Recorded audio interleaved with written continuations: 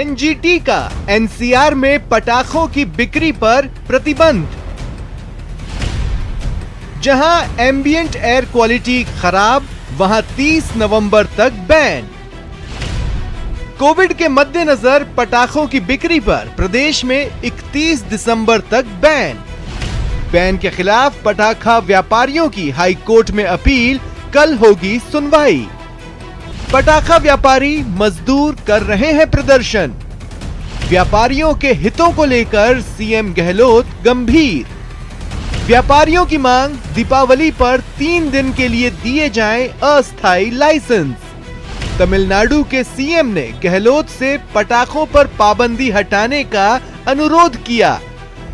मंत्री खाचरियावास ने कहा, पटाखा व्यापारियों को लेकर सरकार चिंतित। ये दिवाली एहतियात वाली। नमस्कार, बहुत स्वागत है आपका। प्राइम डिबेट देख रहे हैं आप, आपके साथ में जेपी शर्मा। 4 दिन बाद दिवाली है और कोरोना संकट के बीच आने वाला ये सबसे बड़ा त्यौहार होगा। दिवाली केवल त्योहारी खुशियां नहीं लाता, बल्कि व्यापार वाणिज्य के हिसाब से भी महत्वपूर्ण है। हम सब जानते हैं कई धंधे ऐसे हैं जो दिवाली की ऑक्सीजन से ही सांस लेते हैं। कई धंधे ऐसे हैं जो दिवाली के ऊपर ही आधारित हैं, यानी उन काम धंधों से जुड़े लोगों की साल भर की रोजी रोटी दिवाली के त्यौहार से ही चलती है। पटाखा व्यवसाय कमोबेश उन्हीं काम धंधों में से एक है और आतिशबाजी दुर्भाग्य से कोरोना के माहौल में जानलेवा चूंकि साबित हो सकती है, इसलिए पटाखों की बिक्री और आतिशबाजी पर प्रतिबंध लगा दिया गया है। पटाखा व्यवसायी इसके विरोध में उतरे हुए हैं, अदालत में भी और अदालत के बाहर भी। उनका अपना तर्क है और वो ये है कि पटाखों से तो जो नुकसान होगा सो होगा, लेकिन रोजी रोटी नहीं रहेगी तो वो तो जीते जी वैसे ही मर जाएंगे। वैसे भी ग्रीन पटाखे चलाए जाने को खुद सुप्रीम कोर्ट इजाज़त दे चुका है।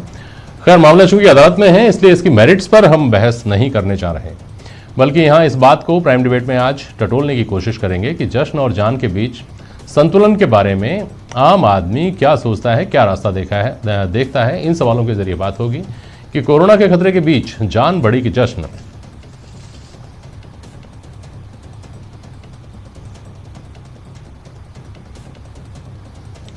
लेकिन महत्वपूर्ण सवाल यह भी है कि पटाखा व्यवसायियों के हितों का संरक्षण कैसे हो।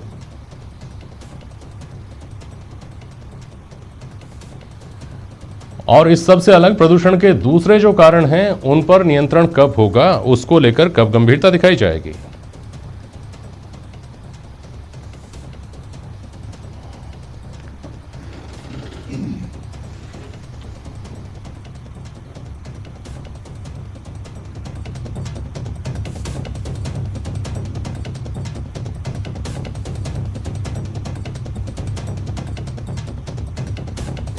हमारे साथ ज़हीर अहमद साहब हैं। आप एसोसिएशन ऑफ फायरवर्क्स आर्टिस्ट्स के महामंत्री हैं। सूरज सोनी जी हैं, पर्यावरण से जुड़े हैं, पर्यावरण के लिए काम करते हैं, पीपुल्स फॉर एनिमल के संयोजक भी हैं। और हेमंत नाटा साहब हमारे साथ हैं, आप विधि विशेषज्ञ हैं। वरुण पुरोहित जी कांग्रेस विचारधारा रखते हैं। बहुत स्वागत करता हूँ आप सभी का मैं। ज़हीर अहमद साहब, ये बात कहने की ज़रूरत ही नहीं है, आप बहुत बेहतर तरीके से जानते हैं कि 8 महीने से दुनिया का दम घुट रहा है कोरोना की वजह से, और दिवाली पर बिना कोरोना के भी लोगों का दम घुट जाता है, जो बीमार लोग हैं उनके। तो इस साल तो थोड़ी सी परेशानी सहन करनी ही होगी, ये नहीं लगता क्या आपको? सर, दरअसल में कोरोना से जो पटाखों को जोड़ा गया है, आज भी एनजीटी का जो फैसला आया है, हाँ, उसके अंदर साफ साफ लिखा है कि कोरोना का पटाखों से कोई लेना देना नहीं है। एक 4 डॉक्टरों ने अंदाजा लगाया, कयास लगाया इस बात का कि पटाखे चलेंगे तो कोरोना हो जाएगा। ना इंडियन मेडिकल इंस्टीट्यूट ने उसे ऑथराइज किया, ना WHO ने कोई गाइडलाइन जारी की, ना एम्स ने कुछ कहा, ना ही इंडिया के किसी भी रिसर्च सेंटर ने उस बारे में कुछ भी कहा है। ठीक है जी, इन्होंने कयास लगाया, सीएम साहब ने उसके लिए ये कर दिया। अब मैं ये पूछना चाहता हूँ, पर्यावरणविद जो हैं, उनको क्या दिवाली पे 2 ही रोज के लिए पर्यावरण याद आता है? गाड़ियां जो रोड के ऊपर घूमती हैं, वो पूरे पॉल्यूशन का 26% जहर उगलती हैं। सुप्रीम कोर्ट ये कहता है कि एक आदमी जितनी पॉल्यूशन गाड़ियां निकालती है, एक आदमी 20 से 25 सिगरेट पीता है। ठीक है जी, सिगरेट के लिए आपने कुछ नहीं किया।